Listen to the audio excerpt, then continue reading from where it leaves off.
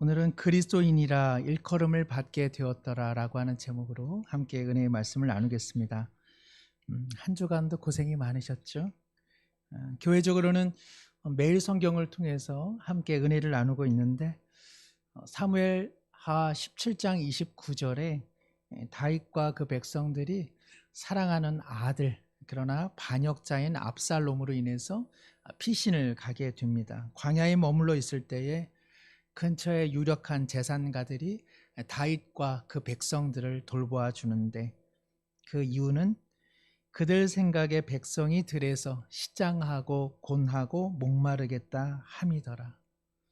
인생 광야에서 시장하고 곤하고 목마른 인생 살펴주시는 분 오직 우리 하나님이신 줄로 믿습니다. 지난 한 주의 삶도 참 힘겹고 사는 것이 어려웠을 터인데 주님께서 오늘 주신 찬양의 가사처럼 우리를 하나님의 자녀로 너는 내 거야. 그때마다 주님께서 시장하고 목마르고 피곤한 우리 인생길에 하늘의 떡과 그리고 신령한 음료를 먹여주신 줄로 믿습니다. 오늘은 제가 그리스도인이라 일컬음을 받게 되었더라라고 하는 제목으로 말씀을 나누면서 제 이야기를 조금 장황하게 하게 됨을 이해해 주시기를 바랍니다. 예전의 이야기요, 또 개인적인 이야기요. 그러나 이곳에서 목회를 하는 저의 마음이 어떠한 마음을 갖고 있는지 여러분들이 조금 아실 필요가 있겠다 하는 생각을 갖습니다. 물론 이것은 오늘 본문과 대단히 깊이가 관련이 깊은 내용이기도 합니다. 저는 목회자가 된 이후에 좋은 점도 많이 있지만 늘 돌아보면 아쉬운 것이 한 두 가지 있습니다. 첫째는 교회 밖에 믿지 않는 사람들과 지속적인 관계성을 맺으며 살아가지 못하고 있다는 사실이 저는 참 아쉽습니다. 실제로 저는 현재 교회에서 일하고 대부분 만나는 사람들도 다 그리스도인들입니다. 따로 시간을 정해 만나는 분들은 누구냐? 거반다 목회자분들이고요. 그래서 어느새 저의 주변은 다 교회, 다 믿는 분들, 그리고 다 잘나신 목회자분들이 엄청 많습니다. 저는 원래 이런 것을 그렇게 좋아하지 않습니다. 20살쯤 처음 교회로 나간 후에 3, 4년 후에 예수님을 인격적으로 믿은 이후 저는 물론 이 귀한 노래 실력으로 토요일에 찬양대도 준비하고 그리고 주보도 만들고 그리고 주일 아침에는 저기 가양동에서 해화동까지 아침 7시에 첫 차를 타고 교사를 하고 또 예배 드리고 오후에는 청년부 임원까지 그리고 주중에도 우리 청년부 사역이라면 두 발 벗고 교회를 향했습니다마는 제 마음 깊은 곳에는 늘 대학 생활 때 우리 할 수만 있다면 우리 학과에서 전도를 하고 싶었고 그러지 못하는 제 자신을 보면서 저는 많은 비애감 혹은 제 자신에 대한 안타까움을 가졌습니다.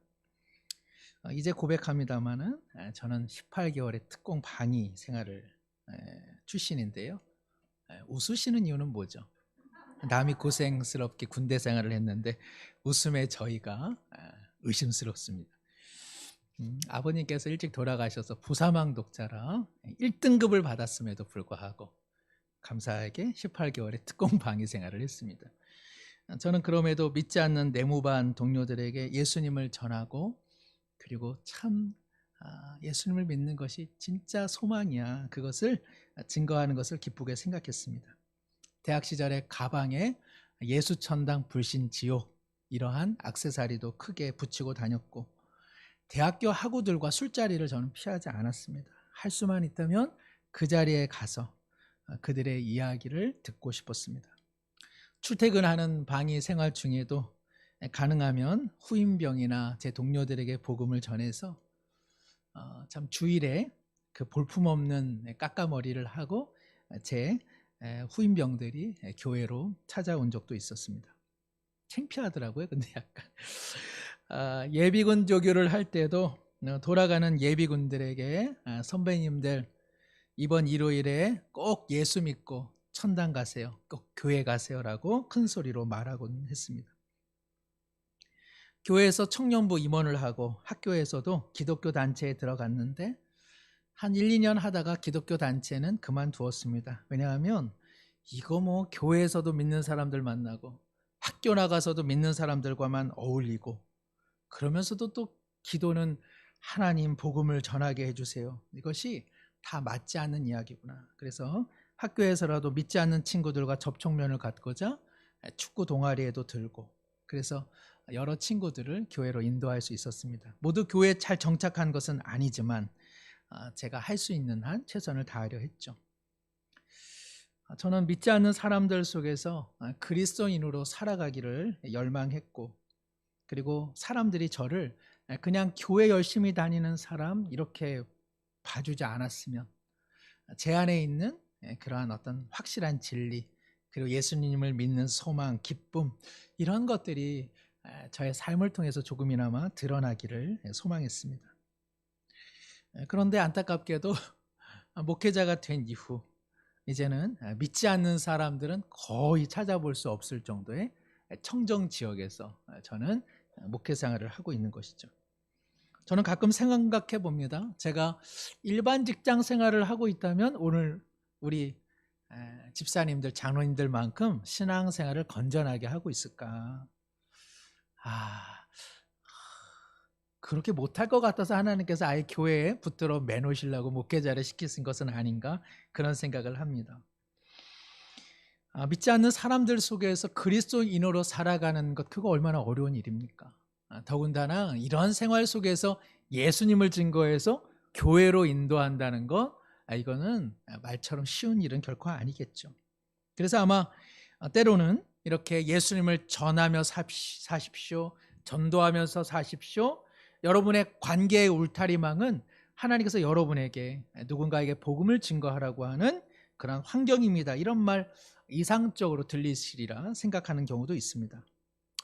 목사님께서 목회자들은 세상 경험이 없다 보니까 그런 이야기를 하는 것이지 얼마나 힘든지 아세요? 그런데 저는 한번 생각해 봅니다.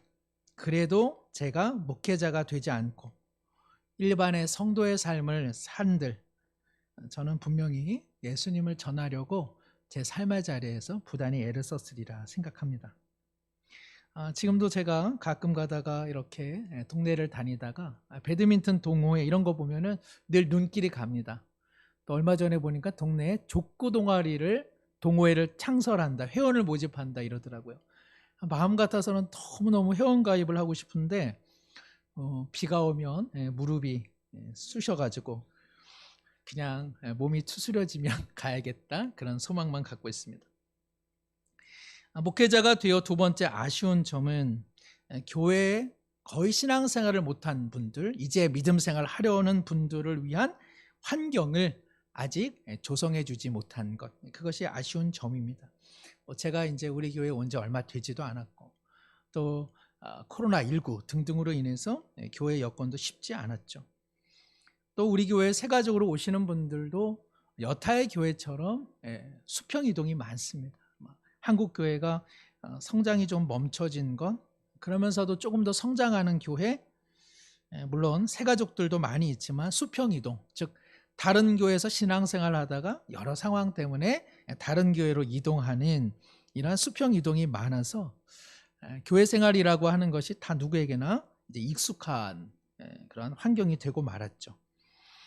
다만 거의 신앙생활을 하지 못한 분들을 좀 더 도울 수 있는 그러한 양육체계나 돌봄의 구조나 또 우리 교회의 어떤 환경 같은 것 이런 것들은 아직 부족하기 때문에 사실 제 마음에 이것이 큰 짐입니다.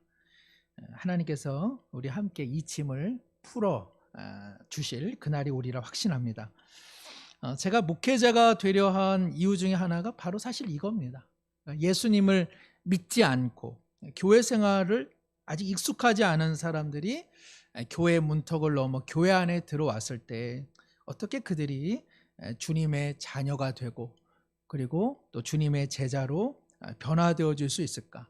이것은 그저 담임 목사 한 사람의 영역이 아니라 온 교회가 초점이 그리고 신앙생활을 오래 한 분들이면 분들일수록 그 마음의 초점이 한 사람이 하나님을 알아가고 복음을 알아가고 교회 생활에 정착하는 것, 그것을 귀하게 여기는 공동체가 되게 하는 것, 그것이 제 마음에 컸습니다. 그러나 우리가 다 경험하는 바, 교회 생활을 하면 할수록 교회가 너무 좋아서 교회가 다른 사람들에게 대단히 건너오기 어려운 진입장벽이라는 사실을 우리가 때때로 있습니다. 많은 성도들이 전도도 하고 새가족도 보내주십시오 기도도 하고 교회 많은 사람들이 오게 해주십시오라고 기도하지만 그 기도 속에 하나님께서 우리에게 요구하는 값지불이 상당히 크다는 것을 우리는 때때로 잊는 경우가 많은 것이죠.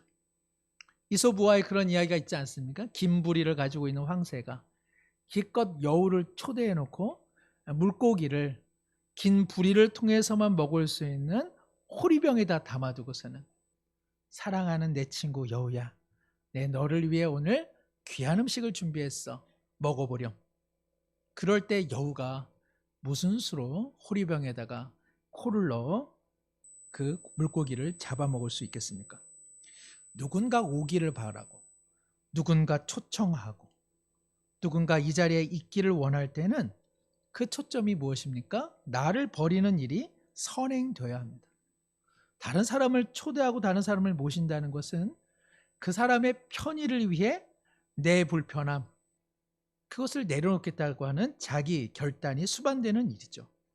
그것은 나의 익숙함, 나의 편함을 그 사람을 위해 기꺼이 내려놓는 마음이요. 나는 어떠하든지 그 사람이 잘 먹고 그 사람이 편안하고 그 사람이 좋으면 그게 좋아지는 것. 이것이 실제로 사람을 초대하는 사람의 마음일 것입니다. 전도하고 새가족을 보내달라 말하고 교회 안에 젊은 사람들이 많기를 원합니다. 이거는 뭐 한국 교회가 다 바른 이런 일이죠. 그러나 그러한 염원과 기도 안에 항상 먼저 수행되어야 될 것은 무엇입니까? 내가 은혜 받는 것보다 그들 은혜 받는 게 좋다. 나는 이제까지 은혜 참 많이 받았다. 아직 하나님의 은혜 모르는 그들이 은혜 받으면 야, 그게 내게 기쁨이더라. 그 사람들이 은혜 받는 것이 하나님께서 내게 주시는 은혜로구나. 그 사람들이 교회에 잘 정착하도록 내 틀과 내 편견을 내려놓고 나라는 사람 더 따스한 사람이 돼봐야겠다. 이러한 결단과 함께 기도가 수행되어야 하지 않겠습니까? 저는 청년 때 예수님을 믿으니까는요, 교회가 얼마나 좋은지, 왜 교회 다니는 사람들이 그렇게 교회에만 있으려 하는지 알게 되었습니다. 그래서 월요일에 학교 가는 게, 그리고 군대 가는 게 너무너무 싫었습니다. 그런데 하나님께서 야, 니 그러면 안 된다. 교회 생활 하면 할수록 교회가 좋아지는데 하나님께서 교회 울타리가 너의 삶의 자리가 아님을 저에게 늘 말씀해 주셨습니다. 생각해 보면은 제게는 참 고마운 형이 있습니다. 그 형은 제가 청년부에 처음 발걸음을 옮겨 낯설어 할 때, 그리고 교회 사람들에 대해서 좀 실망할 때 그 형은 제 마음을 공감해 주고 살뜰하게 제가 교회에 잘 정착하도록 마음을 다해 저를 챙겨 주었습니다. 또 제가 어렵게 제 친구들을 데리고 왔을 때 그 형은 제 친구들도 따사롭게 살펴주었습니다. 저는 그 마음을 배워서 저 역시 청년부에서 리더 생활을 할 때 군지체부라고 하는 것을 만들어 두었습니다. 이 군지체부는 뭐냐 하면은 군대에서 이렇게 휴가 나온 친구들이 빙빙 돕니다. 그리고 군에서 제대한 친구들도 잘 적응을 하지 못해서 그 까까머리 친구들 이렇게 모아두고 함께 성경 공부도 하고 맛있는 것도 사주고 그리고 이렇게 위로하는 시간을 가졌습니다. 저도 마음 같아서는 우리 교회에 참 예쁜 자매들이 많았었거든요. 그래서 나 교회 오빠야. 오늘 교회 오빠가 성경 공부 가르쳐 줄게. 이런 모임 참 많이 하고 싶었는데 이렇게 내무반 냄새나는 우리 아이들, 청년들과 함께 시간을 보냈습니다. 청년부 집회가 끝나고 나면 임원 모임이 항상 있었습니다. 그래서 신앙 좋은 사람들은요, 항상 이 기타 메고 그러니까 찬양하는 사람들이 이렇게 모여 있고, 그 다음에 또 신앙 좋은 임원단들이 이렇게 모여 있습니다. 그러고 나면 교회 생활에 잘 적응하지 못하는 이러한 친구들만 쓸쓸히 이렇게 집으로 돌아가는 모습을 보면서 제가 임원을 하면서 우리 임원들에게 이러지 말자. 새가족과 그리고 믿음 없는 사람들이 우리 교회에 잘 정착하도록 기도하는 그 순간에 그 새가족들은 쓸쓸하게 집으로 돌아가는데 이게 뭐 하는 거냐? 우리 임원 모임 하지 말고 너나 나나 다 교회 생활 잘 정착 못하는 그들과 함께 내려가 저녁 먹고 집에 가라. 저는 그렇게 조금 임원단을 운영을 했습니다. 그러다 보니까 제 마음에 어느새 바리새인 마음이 들더라고요. 이거 뭐 먼저 믿음 생활 한 사람이 이렇게 했어야지, 왜 나중에 믿은 내가 이런 거 하지? 훗날 하나님께서 바리새인의 변질된 마음으로 완고해지는 제 심령을 꺾어주시는 사건도 있었습니다만, 사랑하는 성도 여러분, 지난 한 주 믿지 않는 사람들과 얼마나 접촉하며 살아오셨습니까? 믿지 않는 분들과 삶에 대한 따스한 이야기라도 한두 번 나눠보셨는지요? 믿지 않는 사람들, 예수님을 무시하는 사람들을 향해 어떠한 마음을 갖고 계십니까? 믿지 아니하는 분들에게 다가가십니까? 혹은 믿지 않는 사람들이 여러분에게 찾아오는지요? 오늘 본문 26절에 제자들이 안디옥에서 비로소 그리스도인이라 일컬음을 받게 되었더라. 추후에 보게 되겠지만은 이 안디옥이라고 하는 지역은 당대 초대 교회의 세계에서 한 세 번째로 큰 도시였습니다. 이집트, 그리고 또 알렉산드리아, 그리고 이 안디옥. 그러다 보니까 이 안디옥에는 세상 문화, 이방 문화가 그냥 운집해 있었던 곳입니다. 그런데 놀랍게도 그 속에서 우리가 너무나 소중하게 여기는 그리스도인이라고 하는 칭함을 그들이 받았다고 성경은 기록하고 있습니다. 오늘 본문은 사도행전에서 상당히 중요한 국면입니다. 사도행전을 보시면은 매 장면 하나하나가 다 의미가 있는데, 기독교 선교 역사상, 이방을 향한 선교 역사상 결정적 분수령이라고 할 수 있는 장면 중 하나가 바로 이 안디옥, 그리고 안디옥 교회입니다. 22절 우리 함께 한번 읽겠습니다. 예루살렘 교회가 이 사람들의 소문을 듣고 바나바를 안디옥까지 보내니. 예루살렘 교회라고 하는 것은 예루살렘의 12사도가 중심이 된 그 교회죠. 시간적으로 정확하다고 보기는 어렵지만 대략 이렇습니다. 예수님께서 승천하신 후에 약속하신 성령이 12제자 위시한 이제 그 믿음의 공동체 가운데 임하게 되죠. 이것을 필두로 하여 예루살렘의 신약의 첫 교회가 생깁니다. 한 8년여간 잘 정착되는 듯 했지만은 예루살렘을 중심으로 한 유대인들이 예수 그리스도를 증거한다라고 하는 이름하에 스데반을 죽이고, 그리고 큰 핍박이 일어나서 12사도들을 제외한 대부분의 예수님을 믿는 사람들은 이제 유대와 사마리아와 더러는 바다를 건너 혹은 먼 길을 떠나 이방의 각 지역, 헬라 지역, 즉 그리스 지역으로 흩어지게 되는 것이죠.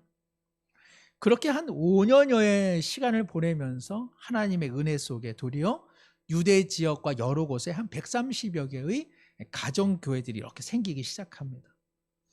그럴 쯤에 예루살렘 12사도들에게 전혀 예상하지 못한 소식 하나가 먼 곳 안디옥에서 들려왔습니다. 그것은 무엇이냐?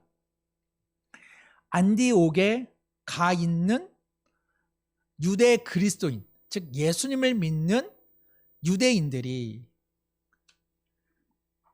안디옥에 거주하는 헬라인들, 즉 자기들의 입장에서 보면 이방인들에게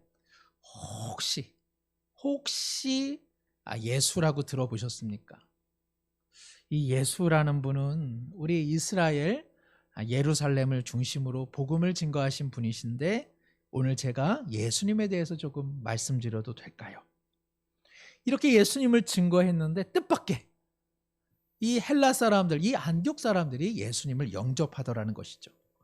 이것이 오늘날 우리에게는 아무 일도 아니지만은 당시 유대인들에게는 엄청난 충격이었습니다. 아무리 예수님을 믿더라도 유대인들은 예수님은 유대인을 구원하기 위한 하나님의 선물로 국한되어 있었습니다. 그러니까 오늘 우리는 요한복음 3장 16절에 하나님께서 이 세상을 사랑하사 이처럼 사랑하사 예수 그리스도를 주셔서 저를 믿는 자마다 멸망하지 않고 영생을 얻는다. 이렇게 우리는 이제 고백하지만은 당시 유대인들은 그 생각은 못했습니다. 하나님께서 유대인을 특별히 사랑하사 유대인들을 구원하시기 위하여 예수 그리스도를 보내주셨으니 누구든지가 아니라 유대인들은 예수를 믿으면 멸망하지 않고 영생을 얻으리라. 이 세계관으로 똘똘 뭉쳐 있었는데 놀랍게도 안디옥에 이방인들에게 복음을 전해 그런데 그들이 예수님을 믿었다. 이것이 예루살렘 12사도들에게는 놀라운 소문이었습니다. 그래가지고 상당히 먼 거리거든요. 예루살렘에서 안디옥까지 거기로 바나바라고 하는 한 사람을 파송하게 되는 것이죠. 예루살렘 12사도들은 누굽니까? 교회 생활에 익숙한 사람들이죠. 교회 생활에 익숙해서 이제는 그 너머의 세계와는 거리를 너무나 두어서 하나님께서 이방 가운데 이방인들을 살리시는 하나님의 마음을 그들이 조금씩 잃어버린 사람들, 그들이 바로 예루살렘 12사도라고 할 수 있습니다. 베드로, 야고보, 요한을 비롯한 이 12사도들은 예수님을 지근거리에서 따랐지만 그러나 그들은 유대 본토 사람이요, 그리고 이제는 예루살렘에 너무 오래 있어가지고 그들은 하나님의 일하심에 대한 눈이 감겨지기 시작한 것이죠. 그래서 그들은 그들만의 틀로 꽁꽁 묶여지기 시작한 것입니다. 근데 이들이 잘한 것이 하나 있어요. 뭐냐 하면은 그들 중에 누가 간 것이 아니라 바나바를 파송한 것, 상당히 잘한 일입니다. 이것은 하나님의 섭리죠. 왜 바나바를 보낸 것이 잘했냐? 바나바는 유대인이지만 유대 본토 사람이 아닙니다.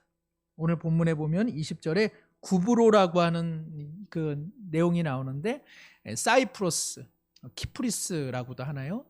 이 다른 지역 출신의 유대인입니다. 그러다 보니까 그는 헬라 지역, 그래서 그리스어에 능통하였고, 그리고 다른 지역의 사람들의 문화를 수용할 수 있는 개방성을 가지고 있었습니다. 그가 히브리 말만 하는 것이 아니라 헬라 말을 할 수 있다. 그것은 다른 문화의 사람들과 소통이 가능한 사람이다라고 하는 것이죠. 더군다나 24절 우리 함께 한번 읽겠습니다. 바나바는 착한 사람이요 성령과 믿음이 충만한 사람이라. 예, 이 사람은요 착하고 성령과 믿음이 충만한 사람인데, 사도행전에서 성령과 믿음이 충만한 사람, 우리 수유중앙교회 공동체 우리 모든 성도님들은 성경에서 성령이 충만하다, 믿음이 충만하다라고 하면 딱 이 생각을 가지면 됩니다. 어떤 생각? 오랜 시간이 걸렸겠구나, 이 생각을 가져야 됩니다. 우리는 자꾸 이 성경에서 우리는 이 성령 충만, 믿음 충만 이 말만 나오면 갑자기 어느 순간 특정한 시간에 하늘로부터 불이 임해서 아무것도 아닌 사람이 갑자기 충만해지는 것, 그것을 성령 충만, 믿음 충만으로 오인하는 경우가 있습니다. 아주 예외적인 것이고요. 사도행전에서 누가 성령이 충만하다, 믿음이 충만하다, 그것은요 오랫동안 신앙생활을 하면서 하나님의 말씀으로, 하나님의 은혜로 자기를 계속 쳐서 복종시켜 순종하게 된 훈련받은 사람, 이렇게 생각을 반드시 하셔야 됩니다. 바나바는요 하루아침에 은혜 받아가지고 지금 파송받은 사람이 아닙니다. 바나바로 말씀드릴 것 같으면 예루살렘 교회가 이렇게 시작됐을 때 그가 예루살렘 공동체를 떠나지 않고 거기서 10여 년 이상 사도들의 가르침을 받고, 그리고 믿음의 성도들과 함께 사랑의 교제를 나누고, 그리고 기도하고 그 예배와 찬양의 자리를 사모하면서 하나님의 말씀으로 자기 자신을 쳐서 빚어진 사람입니다. 그런 사람을 두고 성경은 성령 충만, 믿음 충만하다라고 하는 것이지 그냥 뭐 어느 한 특정한 장소에 그저 특정한 시간에 그저 부어지는 그것이 성령 충만이 아니라는 것이죠. 그러면 왜 착한 사람이라고 바나바를 표현할까? 그것은 이제 상당히 이상적이죠. 그러니까 성경에서 성령과 믿음이 참으로 충만한 사람은 누구냐? 그의 인격적으로 보면 그는 착한 사람이라는 것입니다. 그래서 착한 사람이라고 하는 것은 그냥 뭐 착해 빠진 사람이 아니라 좋은 사람이라고 하는 것이죠. 그러니까 예루살렘 교회의 지도자들은요, 예루살렘에 국한되어서 이제는 그들은 그 틀을 깨기가 어려운 사람입니다. 그래서 안디옥이라고 하는 이방 땅에 이방인들이 예수님을 믿는다는 소식에 그들은 좋은 결정을 합니다. 야, 우리가 갈 것이 아니라 바나바를 보내야겠다. 이것은 하나님의 섭리였죠. 우리는 십자가 중심, 은혜 중심, 그리고 또 하나 우리는 늘 교회 중심으로 살아야 된다, 이런 이야기를 많이 합니다. 물론 바나바가 교회 중심의 사람이었습니다. 예루살렘 교회를 통해 그는 변화되고 성장되었기 때문에 그렇죠. 그러나 우리 성도님들 오해는 마셔야 됩니다. 교회 중심이란 교회 생활이 신앙생활의 전부가 되는 것, 그것을 의미하는 것이 아니기 때문에 그러합니다. 교회 중심이라고 하는 것은 교회에서 말씀과 예배와 훈련을 통해 내 자아가 변화되어서 우리 신앙의 궁극적인 삶의 자리로 파송되는 것, 그렇게 신앙생활을 하는 것이 교회 중심으로 신앙생활을 하는 것이지, 그냥 밤낮 내 삶의, 내 신앙의 현장이 교회뿐이다, 이런 것은 교회 중심의 신앙이 아닌 것이죠. 왜 그렇습니까? 하나님께서 예루살렘 교회를 세워두신 것은 예루살렘 교회가 중심이 되라, 그런 뜻이 아니라 예루살렘 교회가 모태가 되어서 그 안에서 훈련받고 그 안에서 변화받아 이방으로 너희들의 삶의 자리로 나가라고 하는 것, 그것이 예루살렘 교회의 존립의 목적이었기 때문에 그러합니다. 여러분은 목회자가 아니시잖아요. 목회자는 어쩔 수 없는 한계를 가지고 있습니다. 그러나 실제 경기장에서 뛰어야 되는 것은요, 목회자가 아닙니다. 여러분이 뛰셔야 됩니다. 여러분이 뛰어야 될 궁극적인 삶의 자리는 어디입니까? 여러분의 가정이요, 여러분의 일터요, 그리고 여러분의 믿지 않냐는 사람들과의 관계성 속입니다. 그들을 더욱 만나셔야 합니다. 나는 예수 믿지 않는 사람하고는 아예 상종도 하지 않아요. 나는 그냥 교회가 중심이라서 교회만 있어요. 이것은 교회 중심도 아니요, 이것은 하나님 중심의 삶도 아니라는 것입니다. 하나님께서는 바나바를 예루살렘 교회에 머물게 하지 않으셨습니다. 오히려 너의 다양한 삶의 이력을 통해 이방 땅 가운데 이제 예수님을 믿는 저들에게 나가라. 이것이 내 너를 훈련시킨 이유요, 이것이 너가 지금까지 예수 그리스도를 믿는 이유이다. 그래서 바나바가 파송을 받게 되는 것이죠. 야, 이 바나바가 안디옥 교회에 도달했을 때요, 뭐 우리약이나 이것을 은혜로 받지만 바나바가 보기에는 이건 난리도 아니었을 것입니다. 바나바가 아무리 열린 마음을 가지더라도 그는 유대인이요, 그리고 구약의 전통과 형식을 존중하는 사람입니다. 그런데 안디옥에 갔더니 안디옥의 이방인들, 구약에 대해서, 율법에 대해서, 전통과 형식에 대해 아무것도 모르는 그들이 모여서 신앙생활을 하는 것, 야, 이것이 바나바에게는 얼마나 가관이었겠습니까? 이거 이렇게 믿어도 되나? 이 사람들 이거 너무 쉽게 믿는데? 그러나 바나바는 그 모든 것을 수용했습니다. 영광을 받으시는 분은 자신이 아니라 하나님이신 것이죠. 저들에게 생명을 주시는 분은 자신이 아니라 하나님이시오. 저들을 교회로 불러내신 분은 자신이 아니라 하나님이시기에 그는 하나님의 품으로 그들을 맞이하게 된 것입니다. 오늘 말씀 24절에 그냥 바나바는 착한 사람, 성령과 믿음이 충만했다 이렇게 되어 있지만 사실 헬라어에는 호티라고 해서 왜냐하면 이렇게 되어 있습니다. 물론 안디옥 교회가 부흥하게 된 것은 하나님의 은혜이지만 왜냐하면 하나님께서 바나바를 사용하셨기 때문에 그러합니다. 바나바는 예루살렘 교회에 오랫동안 머물러 있으면서도 세상과 소통하는 사람이요, 그리고 예수님을 모르는 사람들과도 만남을 통해 그들을 받아낸 그러한 사람, 그래서 그를 선한 사람, 착한 사람이라고 이야기하고 있는 것이죠. 더 나아가서 25절에 보면 바나바는 이 기막힌 생명의 사역을 혼자 감당할 수 없음을 알고 어떻게 하면 좋을까 찾다가 사울을 생각해냅니다. 사울을 찾은 데에는 바나바가 기억하고 있는 것이 있습니다. 그것은 아나니아를 통해서 사울이 안수를 받을 때 하나님께서 이는 이방의 사람들을 위해 고난받을 나의 택한 그릇이다. 그래서 바나바는 그것을 기억합니다. 아하, 이방인을 위한 사역은 사울이 감당하는 것이고 하나님께서 이를 위해서 저를 예비하셨구나.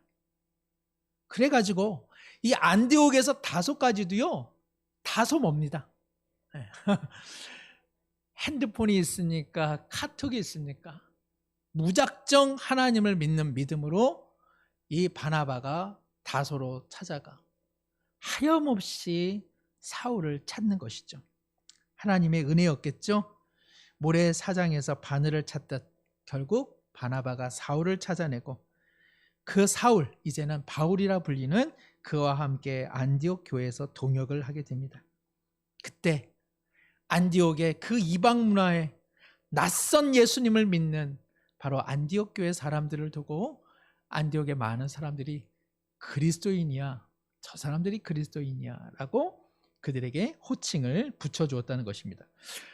당시에 헤롯디아 논이라고 하는 말이 있었는데 이것은 헤롯 왕가를 추종하는 사람, 가이사라 논이라고 하는 말이 있었는데 이것은 당시 로마의 가이사를 추앙하는 사람들, 그런 뜻입니다. 그러니까는 안디옥 사람들이 안디옥 교회 사람들을 보고 그리스도인이야 라고 말했다는 것은 저들이 참으로 그리스도를 쫓는 사람이다라는 뜻이죠.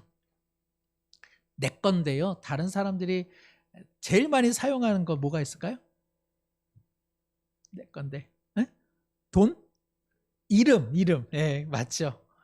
내 어머니 아버지가 붙여준 이름인데 근데 사람들이 사용하죠. 이름이라고 하는 것은 다른 사람을 위해 존재합니다. 우리가 소중히 여기는 이 그리스도인이라고 하는 이름은요, 우리가 부른 이름이 아니라 세상 사람들이 그들의 모습을 통해, 그들의 표정을 통해, 그들의 삶의 모습을 통해 감동 어리게 붙여준 이름, 그것이 바로 그리스도인이라고 하는 것이죠. 안디옥 교회 사람들이 그리스도인이라 부름받았을 때, 그러한 일컬음을 받았을 때 이것이 교회의 지도자인 바나바의 모습과 어떻게 무관했다고 할 수 있었겠습니까? 만약 안디옥 교회에 바나바가 없었던들 과연 안디옥 교회 사람들을 향해 사람들이 그리스도인이라는 별칭을 붙여주었겠습니까? 정리하자면 바나바가 있음으로 인해 안디옥 교회는 하나님의 은혜의 통로로 쓰임을 받아 그곳에 많은 사람들이 신앙뿐만 아니라 인격이 변화되었다는 것입니다. 바나바는 이처럼 믿지 아니하는 사람들을 향한 마음을 품고 있었던 사람이요, 그래서 그는 유대 그리스도인이면서도 이방인들이 예수님께로 돌아오는 일에 모든 것을 드려 그것이 기쁨이 되었던 사람입니다. 그는 예루살렘 교회에서 수년간 훈련을 받아 이제는 지도적 위치에서 자신의 역량을 발휘할 수 있었음에도 불구하고 12사도가 머나먼 안디옥 교회로 파송할 때에 이 바나바는 모든 것을 내려놓고 기꺼이 길을 떠났던 사람입니다. 그 역시 유대인으로서 갖고 있었던 형식, 율법, 전통이 얼마나 두터웠겠습니까? 그러나 안디옥 사람들이 예수님을 믿는 것만 봐도, 그들이 예수님을 알아가는 것만 봐도 어떻게 하면 그들이 예수님을 더 잘 믿으면 좋을까, 오직 그거에만 초점이 맞춰졌기에 그런 말할 수 없는 기쁨과 감사를 누렸습니다. 사랑하는 성도 여러분, 신앙조차도 이기적이게 될 수 있습니다. 신앙이라고 하는 것은 나를 내려놓는 일인데 신앙이라고 하는 것이 자기 욕망이 되고 자기를 성취하는 일이 될 때가 얼마나 많이 있습니까? 바나바의 신앙의 위대성은 그의 영적 충만, 성령 충만, 믿음 충만, 은혜 충만이 자기 자신을 위한 것이 아니라 착한 사람이 되어 남을 위한 것으로 흘러갔다는 사실입니다. 저 되게 착한 사람이에요. 이러면 우습죠. 웃겨요, 이게. 웃긴 일입니다. 착하다라고 하는 것은 이름처럼 다른 사람이 그에게 붙여주는 것이죠. 그럴 때 의미가 있습니다. 바나바가 착한 사람이라고 하는 것은 바나바가 나팔 불면서 나 좋은 사람이야 라고 말했다는 것이 아니죠. 이것은 주변의 사람들이 바나바에 대해서 말해준 이름입니다. 그러니 바나바가 착한 사람이요 좋은 사람이었다라고 하는 것은 그의 성령 충만과 믿음 충만이 무엇을 지향해 주었는지를 잘 알 수 있습니다. 바나바의 성령 충만, 믿음 충만, 은혜 충만은 바로 다른 일을 향한 마음이 바로 그 안에 스며들어 있었다는 것이죠. 사랑하는 성도 여러분, 예루살렘 교회의 12사도가 오판을 해서 자신들처럼 그렇게 편협한 생각을 갖고 있는 사람을 안디옥 교회에 만일 보냈다면 안디옥 교회가 과연 건강성을 유지할 수 있었겠습니까? 기껏 파송한 바나바가 안디옥에 도착해서는 야, 이런 식으로 예수님을 믿어? 이거 뭐 이런 사람들이 다 있어 라고 그들을 무시했다면 과연 안디옥 교회가 장차 위대한 선교 기지의 교회가 될 수 있었겠습니까? 바나바가 그저 한두 시간 머물렀다가 아이고 나는 내가 익숙한 예루살렘으로 돌아가야지. 도대체 이런 사람들과는 상대를 못하겠다. 내가 은혜 받아야 내가 살지. 내 은혜가 중요해 라고 그들을 무시하고 돌아갔다면 바나바가 과연 주님의 제자요. 그를 성경이 착한 사람이라고 이야기했겠습니까?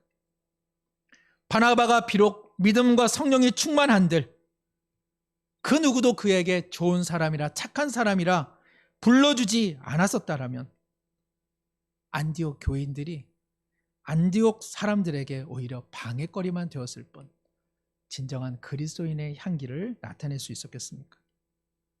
바나바가 혹여나 이 안디옥 교회는 내가 독차지해야 되겠어 라는 오만한 생각에 빠져 오직 자기 이름만 내세우려고 했다면 과연 다소에서 잊혀져 가던 사울은 바울은 다시 하나님 앞에 쓰임을 받을 수 있었겠습니까? 이제 우리를 돌아봅시다.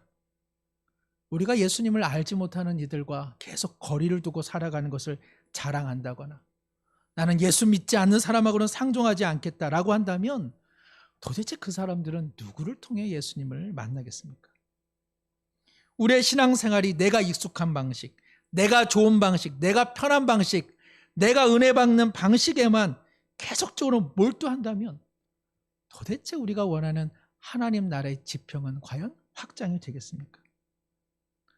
성령과 믿음의 충만을 구한들 그것이 다른 이를 위한 이웃사랑의 인격의 변화까지 나가지 않는다면 한 영혼이라도 전도할 수 있는 은혜가 없다면 과연 우리가 주님의 제자라고 말할 수 있겠습니까? 우리가 주의 일을 하면서도 그저 내 이름, 내 직함에 연연한다면 그렇다면 과연 그 그리스도인이 온전한 그리스도인이라고 할 수 있겠습니까? 사랑하는 성도 여러분, 하나님이 하십니다. 그러나 하나님께서는 사람을 훈련시키고 빚으셔서 그 사람을 통해 일하시는 것을 원하십니다. 바나바는 예루살렘의 익숙한 공동체에서도 끊임없이 자기갱신과 자기 개혁을 해낸 사람입니다. 그는 성령과 믿음이 충만하길 원했지만 그것이 그저 자기의 신앙 하나, 자기 그저 은혜 하나 받는 것에 마음 두지 않냐고 나라는 보잘것없는 인생을 통해 누군가가 예수님을 만나기를 원하여 그는 훈련되었던 사람입니다. 주님을 알지 못하는 이들이 혹은 이제 교회 생활을 해보려 하는 사람들이 은혜를 받을 수만 있다면 그것이 내게 은혜가 되고 그것이 내게 기쁨이 되는 바로 그러한 삶, 그것은 선택사항이 아닙니다. 그것은 우리 모두에게 하나님이 원하시는 바입니다.